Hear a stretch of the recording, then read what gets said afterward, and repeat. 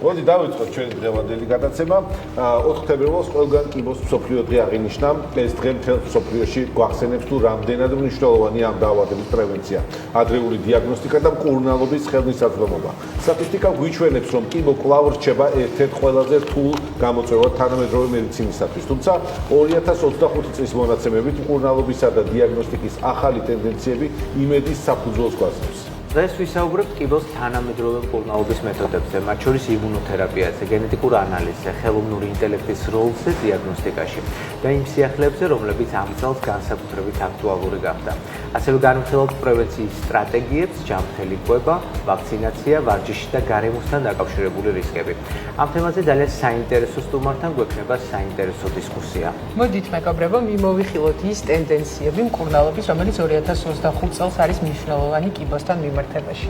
მკვეთრად გაუმჯობესებული გენეტიკური დიაგნოსტიკა ონკოლოგიაში უფრო მეტი ყურადღება ეთმობა. პიროვნულ მიდგომას გენეტიკური ანალიზის საშუალებით ექიმებს შეუძლიათ უფრო ზუსტად განსაზღვრონ, რომელი თერაპია იქნება ეფექტური კონკრეტული პაციენტისთვის. ხელოვნური ინტელექტის როლი დიაგნოსტიკაში. 2025 წელს ხელოვნური ინტელექტის გამოყენება ონკოლოგიაში კიდევ უფრო დაიხვეწა. ახალი ალგორითმები ამცირებენ დიაგნოსტიკის დროს და მნიშვნელოვნად ზრდიან სიზუსტეს, რაც დროული მკურნალობისთვის არის გადამწყვეტი. მიზანმიმართული თერაპიები და იმუნოთერაპია. იმუნოთერაპიული მკურნალობა სწრაფად ვითარდება, რაც უფრო მეტ პაციენტს აძლევს შესაძლებლობა შეინარჩუნოს უკეთესი ცხოვრების ხარისხი მკურნალობის პროცესში და ნანოტექნოლოგიების გამოყენება. 2025 წელს ნანომკურნალობა აქტიურად ინერგება, ახალი პრეპარატები ორგანიზმში უშუალოდ სიმსივნური უჯრედებისკენ მიემართება, რაც ამცირებს გვერდით ეფექტებს და ზრდის მკურნალობის ეფექტურობას. გეთანხმები, ქეთი, ნამდვილად ძალიან მნიშვნელოვანია ახალი ტექნოლოგიების დანერგვა და ყოველწლიურად პრაქტიკულად ბევრი რამ იცვლება ამ მიმართებით, მკურნალობის მიმართებით, თუმცა ერთი უნდა ვთქვათ, რომ ხელმისაწვდომობა ეს არის ძალიან მნიშვნელოვანი და ამ თვალსაზრისით გარკვეულწილად არის მნიშვნელოვანი საერთაშორისო თანამშრომლობა, იმიტომ რომ ჩვენ ვიცით, რომ სწორედ მკურნალობის ეფექტურობა მნიშვნელოვნად არის დამოკიდებული ხელმისაწვდომობაზე. ძალიან ბევრი ქვეყნის პოლიტიკა ამ მიმართებით თანდათანობით მუდმივად იხვეწება, რომ ნებისმიერი სოციალური ფენის წარმომადგენელს ადვილად შეეძლოს მიიღოს მაღალი ხარისხის მკურნალობა, სწორედ იმისთვის, რომ დაამარცხოს ეს დაავადება. აქედან გამომდინარე, ეს ძალიან მნიშვნელოვანი თემა არის. ბევრი სიახლეა, მაგრამ ერთი რამ რჩება მუდმივი. მუდმივი არის, რომ ამ დაავადების დასამარცხებლად ჩვენ გვჭირდება განათლება, ჩვენ გვჭირდება პრევენცია და ჩვენ ყველაზე კარგად ვიცით ალბათ, რომ პრევენციის როლი არის მართლაც აი საოცრად მნიშვნელოვანი და რა თქმა უნდა, ადრეული გამოვლენა, რაც შეიძლება ადრეული და დროული იდენტიფიკაცია. და მართვაც ასევე დროული, რა თქმა უნდა. და თუ ვამბობთ, რომ ეს არის ერთი დღე, ხო, 4 თებერვალი, კი ბატონო, ყველა აღვნიშნავთ ამ დღეს, მაგრამ რეალურად ეს ერთი დღე არ არის, ეს არის ბრძოლა და ამ ბრძოლაში ჩვენ პაციენტებთან ერთად ჩვენ ყველამ უნდა მივიღოთ, რა თქმა უნდა, მონაწილეობა და სწორედ დღეს აი ამ თემაზე ვისაუბრებთ ჩვენ და ჩვენი გადაცემის სტუმარია ჩვენთვის ყველასთვის ძალიან საყვარელი და ძალიან ცნობილი ონკომამოლოგი ბატონი ირაკლი კოხრეიძე. მოგესალმებით ბატონო ირაკლი. მოგესალმებით ბატონო ირაკლი, მადლობა მოგზაურობისთვის პირველ რიგში. თემატიკა, რომელსაც ვეხებით, თქვენთვის ბუნებრივია უცხო არ არის, სამწუხაროდ გვიწევს ამ თემაზე ხშირად საუბარი და კიდევ ერთხელ მადლობა, რომ დაგვითმეთ დრო და მაყურებელს მივცემთ სათანადო ინფორმაციას. როგორც ვიცით, არსებობს ესეთი ცენტრი, ირაკლი კოხრეიძის სამედიცინო ცენტრი, რომელიც ემსახურება ამ მიმართულებას. თუ შეგიძლიათ აქვე გითხარით, რა კონკრეტულად საშუალებები არის თქვენს ცენტრში იმისათვის, რომ პაციენტი მოვიდეს და ჩაიტაროს ესა თუ ის კვლევა თუ კონსულტაცია. დიდი მადლობა მოწვევისთვის, მადლობა წარდგენისთვის. დიახ, ირაკლი კოხრეიძის საკონსულტაციო ცენტრი ადმია, სადაც ქალბატონებს და არა მარტო აქვს შესაძლებლობა მიიღონ პირველადი კონსულტაცია, აუცილებელი კვლევები, მათ შორის ინვაზიური კვლევები და ეს განხორციელდეს ძალიან მყუდროს, ასიამოვნო გარემოში, ყოველგვარი სამედიცინო ბიუროკრატიის განსაკუთრებული თავზე მოხვევის გარეშე, იმ გარემოში, სადაც პაციენტი ნაკლებ სტრესს მიიღებს, იმ გარემოში, სადაც ის მიიღებს ძალიან სწრაფ ინფორმაციას მაღალკვალიფიციურ ინფორმაციას, თქვენ საუბრობთ მულტიდისციპლინურობაზე, დიახ, მულტიდისციპლინური მიდგომა სწორედ ამ ცენტრშიც არის შესაძლებელი და ვფიქრობთ, რომ ჩვენ პაციენტებს მაქსიმალურად ხელსაყრელი და სასიამოვნო პირობების გარდა იმ ინფორმაციას, რომელიც შესაძლოა შემდგომი მომავალი ბრძოლის საგანი გახდეს, ჩაუტარებთ და მივცემთ, მივაღებინებთ აბსოლუტურად ადეკვატურ გარემოში. რამდენად ხშირია ძუძუს კიბო საქართველოში და რა სიახლეებია ამ დაავადებასთან ბრძოლის ასპარეზზე?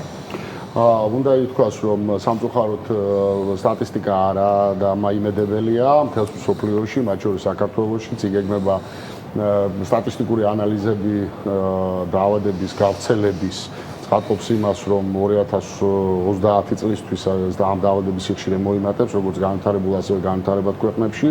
სამწუხარო ფაქტია ის, რომ მთელ მსოფლიოში მოიმატებს სიკვდილობის მაჩვენებელი, ამდენად ადრეულ დიაგნოსტიკას, პრევენციას, ადრეულ დიაგნოსტიკას და ადეკვატურ კვალიფიციურ მკურნალობას უაღრესად დიდი მნიშვნელობა აქვს და ამ თვალსაზრისით ვფიქრობთ, რომ უახლეს დეკადაში ჩვენ გვექნება ხელთ ისეთი არსენალი შესაძლებლობების, რომლებიც ამ დაავადების პრეკლინიკურ კიდევ უფრო გაუმჯობესებულად აღმოჩენის შესაძლებლობას მოგცემს და მკურნალობის ადეკვატურობას მიღწევს. მადნაირაკლი, რა წარმოადგენს ძუძუს კიბოს განვითარების რისკ ფაქტორებს და საერთოდ შესაძლებელია თუ არა როგორღაც თავიდან ავიცილოთ ჩვენ ეს პრობლემა?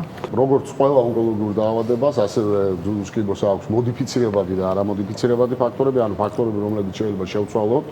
მოდიფიცირებადი ფაქტორებია, ეს არის ვთქვათ, ცხოვრების წესი, ეს არის სხეულის ზონის კონტროლი, ეს არის მამლის ჩვევებზე უარის თქმა, ეს არის მეტი ფიზიკური აქტივობა და არის არამოდიფიცირებადი ფაქტორები. სამწუხაროდ, ქალთა მოსახლეობაში და ასაკის მატებასთან ერთად, ანუ ზოგადად მთელ მსოფლიოში დაბერების ტენდენცია შეინიშნება და შესაბამისად ონკოლოგიური დაავადების სიხშირეც მატულობს. არსებობს კონკრეტული საშუალებები, როდესაც გენეტიკურად წინასაგანწყობის მქონე ადამიანებს შესაძლებელია ჩაუტაროთ გარკვეული ღონისძიებები, მათ შორის ქირურგიული, არაქირურგიული ღონისძიებები და ამით თავიდან ავიცილოთ ძუძუს კიბოს განვითარების რისკი, ძუძუს კიბოს განვითარება. თუმცა ეს ხშირ შემთხვევაში გარკვეულ სირთულეებთან დრამატული გადაწყვეტილებებია, ამიტომ მაინც უნივერსალურ შესაძლებლობად რჩება დაავადების პრეკლინიკურ სტადიაზე დეტექცია.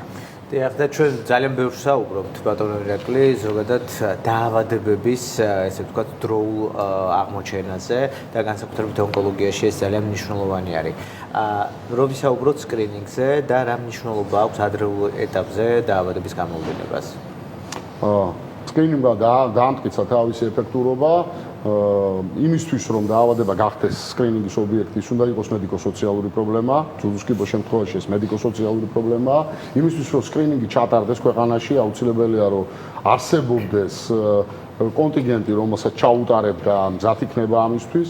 თუმცა საქართველოს საგანგაშო მაჩვენებლებია სკრინინგში ჩართული სუბიექტების, ინდივიდების რაოდენობის თვალსაზრისით, ქალაქში სოფლად თანამედროვე მონაცემებით, როგორც მინიმუმ ერთი ადამიანის გადარჩენა რომ მოხერხდეს, მოსახლეობის 62-65% უნდა იყოს ჩართული სკრინინგულ პროგრამებში. სამწუხაროდ საქართველოში ეს ტენდენცია ძალიან დაბალია.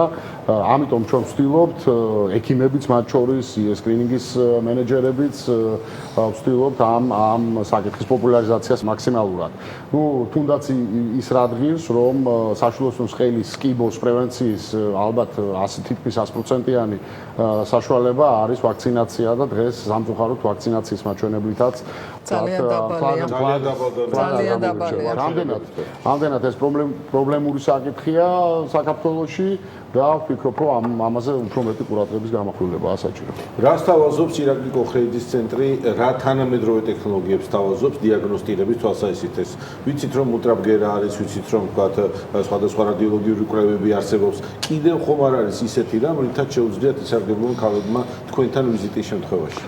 ჩვენ გვაქვს გარკვეული ჩანაფიქრები ხელოვნური ინტელექტის პერსპექტივაშიც კი ხელოვნური ინტელექტის დახმარებით, მისი გამოყენებით ჩვენ გეგმავთ ახალი ტექნოლოგიის დანერგვას, რომელიც შესაძლებლობას მოგცემს ძალიან დიდი ხნით ადრე განისაზღვროს თითოეულ კონკრეტულ ინდივიდთან ამ დაავადების წარმოშობის ძალიან მაღალი ალბათობა და თუ ეს თანხმედრაში იქნება ალბათ იმ გენეტიკურ ტესტირებასთან, რომელიც ჩვენ კლინიკაში არის, ეს ერთ მთლიანობაში 90-95%-იანი სიზუსტით მოგცემს პროგნოზირების შესაძლებლობას. მეორე საკითხია, ამ პროგნოზის არსებული შემთხვევაში რა უნდა გავაკეთოთ, ტაქტიკა, მკურნალობის და ესეც მნიშვნელოვანი საკითხია და აქაც ჩვენ ალბათ ჩვენს უცხოელ კოლეგებთან ერთად ძალიან აქტიური კომუნიკაციით მულტიდისციპლინარულად მივიღებთ ხოლმე გადაწყვეტილებას. აი თქვენ მკურნალობა ახსენეთ და რა შეიცვალა უახლოეს პერიოდში მკურნალობასთან მიმართებაში და რა არის ამ ხრივ მოსალოდნელი უახლოეს დეკადაში? ვფიქრობთ, რომ დეესკალაცია, ქირურგიული ჩარეობის დეესკალაცია არის ერთ-ერთი ყველაზე მთავარი მიღწევა, რაც არის დღეს მამოლოგიაში. მაგალითად, ჩემ ქირურგიული პრაქტიკის თითქმის 80% მოდის ორგანოშემონარჩუნებელ ონკოპლასტიკურ რეკონსტრუქციულ ოპერაციებზე, თქვენ ეს იცით. ასევე მკვეთრად და მკვეთრად შემცირდა ქირურგიული ჩარეობის მასშტაბი მეტასტაზირების ზონებზე, კერძოდ იღლის ლიმფური კვანძების ამოკვეთა პრაქტიკულად უმრავლეს შემთხვევაში საჭირო არ არის ხოლმე. ეს ამცირებს ბევრ გართულებას, პოსტოპერაციულს, აუმჯობესებს სიცოცხლის ხარისხს და ესეთ პაციენტები ძალიან მალე უბრუნდებიან თავიანთ ჩვეულებრივ საქმიანობას. ძალიან მნიშვნელოვანი ისა თქვენ ახლა აღნიშნეთ, ანუ ქირურგიის როლი შედარებით კი არა მნიშვნელოვნად შემცირდა კომპლექსურ მკურნალობაში და უკიდურესად აუცილებელ შემთხვევებში ხდება რადიკალური ჩარევები. მინიმიზაცია პაციენტის ცხოვრების ხარისხზე პირდაპირ და დადებითი მნიშვნელობით აისახება. რადიკალური ჩარევები ტარდება, თუმცა მინიმალური ქირურგიული ინვაზიით. დიახ. ანუ თქვენ საუბრობთ რადიკალურ მასტექტომიაზე, მისი სიხშირის შემცირებაზე, ეს ძალიან მნიშვნელოვანია. თუმცა მინდა გითხრათ, რომ აი რამოდენიმე ხნის წინ მქონდა კომუნიკაცია ჩვენს გერმანელ კოლეგებთან, დავინტერესდი, ვთქვათ, მათ კლინიკებში რაოდენობით დაახლოებით 30% მოდის მაინც მასტექტომიის სიხშირეზე. ეს მიუხედავად იმისა, რომ ძალიან მაღალია სკრინინგი და ასე შემდეგ, არის ინდივიდუალური შემთხვევები, როდესაც ზრდუს მოკვეთის ოპერაცია კვლავაც რჩება ერთადერთ არჩევანად, თუმცა აი როგორც მოგახსენეთ 70-80% შემთხვევაში შესაძლებელია სარძევიჯგუფური შენარჩუნება, ეს ჩვეულებრივი ამბავი გახდა დღეს და პოსტოპერაციული მკურნალობის მეთოდებით შევსება კომპლექსური მკურნალობისა ერთმთლიანად, რომ ეს ადამიანი იყოს მალევე დაუბრუნდეს სოციალურ შანსად. სამწუხაროდ ძალიან ხშირია ამასთან დაკავშირებული, ვთქვათ, ყოველას ეშინია საერთოდ ონკოლოგიური დაავადების ქალბატონებს ძალიან ეშინიათ სარძევიჯგუფის სიმსივნის. ძალიან ხშირად გეთანხმები კოტე. ისიც, რასაც ჩვენ ხშირად ვასწავლით ხოლმე, რამდენად მნიშვნელოვანია თვითგასინჯვა, ამასაც არ იტარებენ და გარკვეულწილად ეს სტიგმაც არის სამწუხაროდ საზოგადოებაში. რამდენად ხშირად ხდებათ აი დაგვიანებული შემთხვევები სწორედ ამ მიზეზით გამო, როდესაც არ მიმართავენ თქვათ ექიმს და რა რჩევას მიცემდით ქალბატონებს?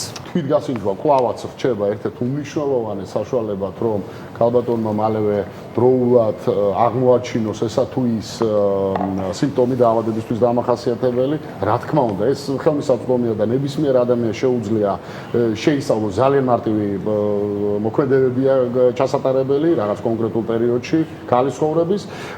თუმცა ჩვენ ვსაუბრობთ იმაზე, რომ თვითგასინჯვით გამოვლენილი შემთხვევების უმრავლესობა ეს არის უკვე ადგილობრივად გავრცელებული შემთხვევები, საკმაოდ ისეთი საყურადღებო შემთხვევები. ჩვენ ვსაუბრობთ სკრინინგზე, როგორც პრეკლინიკურად ამ დაავადების აღმოჩენის ერთადერთ რეალურ შესაძლებლობაზე. ძალიან დიდი მადლობა. ორი სიტყვით გითხარით, თუ შეიძლება უკვე თქვენ ახსენეთ ხელოვნური ინტელექტი, მულტიდისციპლინარულ გუნდზე ვისაუბრეთ და არა მარტო თქვენთან სულ ვსაუბრობთ ამას პერსონალიზებულ და ინდივიდუალურ მიდგომაზე. რა პერსპექტივას ხედავს ირაკლი კოხრეიძე უახლოესი ვთქვათ 5-10 წლის მანძილზე ქირურგიაში ონკოლოგიური მიმართულებით? აი, თქვენ ბევრი შეხება გაქვთ სამეცნიერო ლიტერატურასთან, ბევრი ინფორმაცია მოედინება. მიმდინარე კვლევების შესახებ ფლობთ ინფორმაციას.